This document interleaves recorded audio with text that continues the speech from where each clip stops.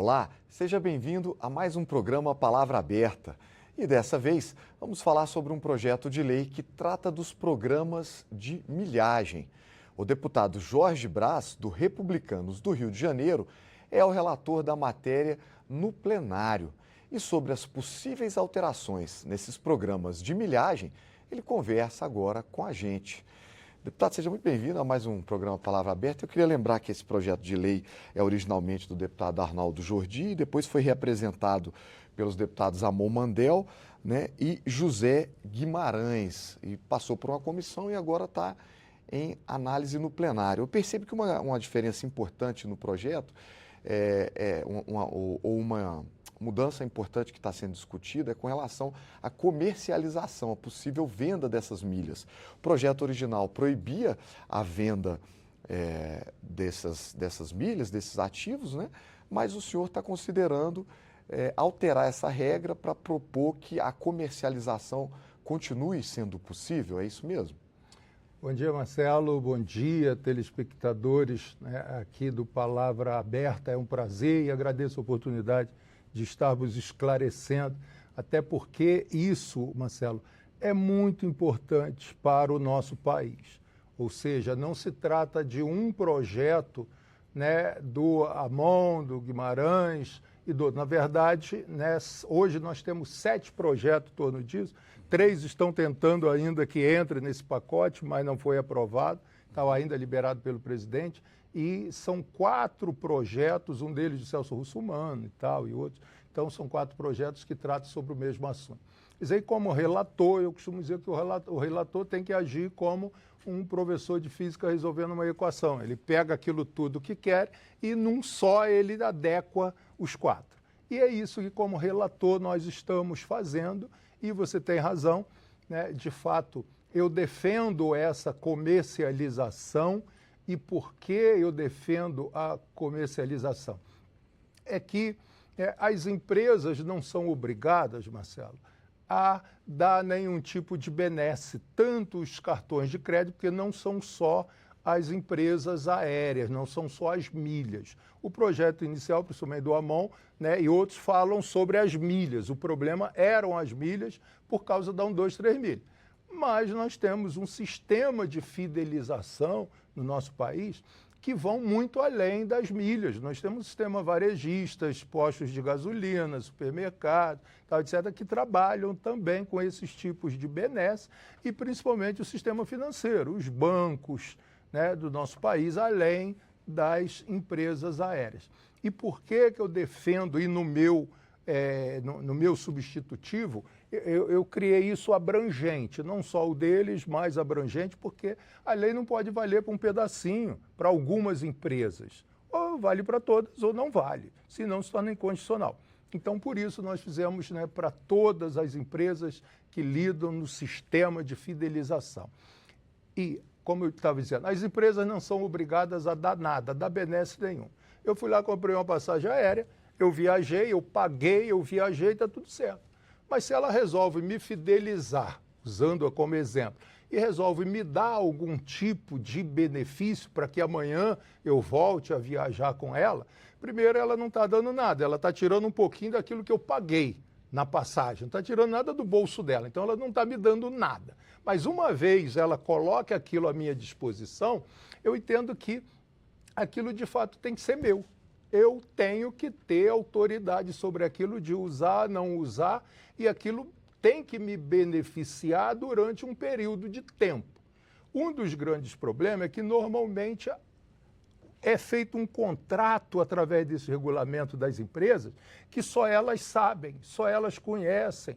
Os consumidores não têm nenhuma noção nesse regulamento do que tem direito ou não tem direito. E, de repente, elas avisam, em 30 dias os seus pontos, as suas milhas vão se expirar.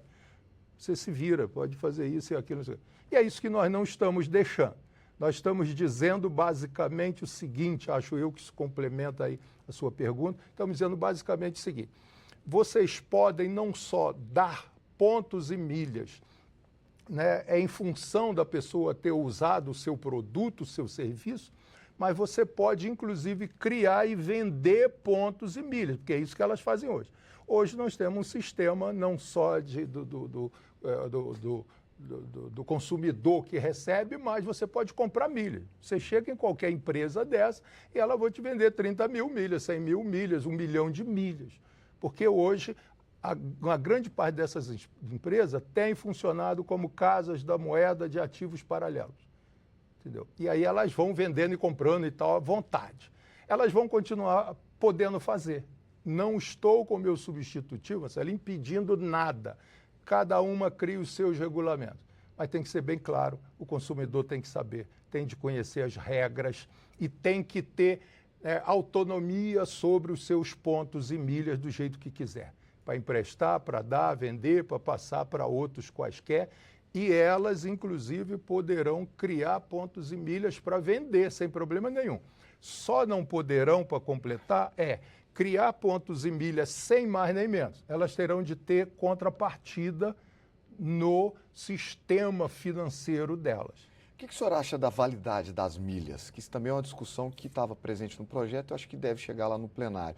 As milhas vencem sem nenhum tipo de aviso das empresas. Como é que o senhor enxerga isso? Nós criamos o seguinte sistema. Caso passe em plenário, seja aprovado no plenário. Inicialmente, a gente queria que valesse por 5 anos e depois renovável por mais 5 anos, mas isso não deu um problema danado e hoje nós temos um exemplo. Estados Unidos, por exemplo, vale por 3 anos. Nós determinamos aqui, após conversar com todos esses representantes dessas grandes empresas todas, de cartões, sistema financeiro, das milhas, começamos com todos e chegamos à conclusão. Hoje, as milhas que as empresas venham dar, ou os pontos em função do que a gente gastou com elas, valerão no mínimo por 30 meses. E quando chegar 6 meses antes de vencer, ou seja, depois de 24 meses, elas têm a obrigação de avisar, no mínimo com 6 meses de antecedência, avisar para o consumidor. Em 6 meses, esses pontos seus, essas milhas suas irão vencer, para que a pessoa tenha efetiva condição de usar. Em 6 meses dá para tentar planejar a viagem. Planejar a viagem e mais. Se nesses 6 meses que foi avisado que vai vencer, por exemplo, você tem lá 200 mil milhas. Essas milhas vão vencer em 6 meses. A empresa tem que te avisar. Uma vez que te avisou. Se você usar um pouco daquelas milhas para comprar qualquer coisa ou para viajar, uma parte delas que for, você mover aquele sistema mostrando que você é um cliente fiel como eles queriam, essas milhas se autorrenovarão por mais 30 meses. Ou seja, um total de 60 meses dá 5 anos. Eu entendo que o que mais as pessoas querem é poder viajar com sua família, com seus filhos, com a filha, com a esposa, e aí depende de férias, um ano vai ter, não vai ter, o patrão vai liberar, não vai liberar. Então precisa de um tempo para planejar. É diferente, nós, deputados, a gente viaja toda semana. As pessoas ditas normais, não.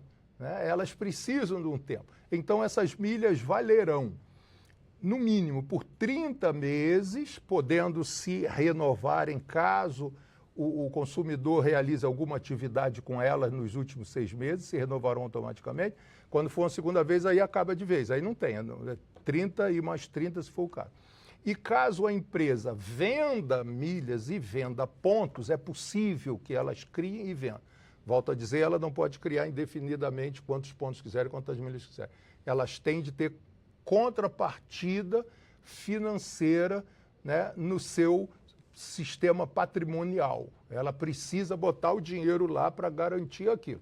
Uma vez botando dinheiro, ela pode vender a milha do jeito que ela quiser, a quantidade que ela quiser, etc. Só que, se eu compro uma quantidade de milhas e eu pago por isso, não foi benéfico porque eu usei cartão ou usei milhas em viagem, se eu pago por isso, essas milhas são imprescritíveis. Esses pontos que eu paguei são imprescritíveis, porque fui eu que comprei. Se eu compro um carro, é meu. Se eu compro milhas, são minhas. Aquelas que eu compro não prescreverão. Eu posso usar quando bem entender.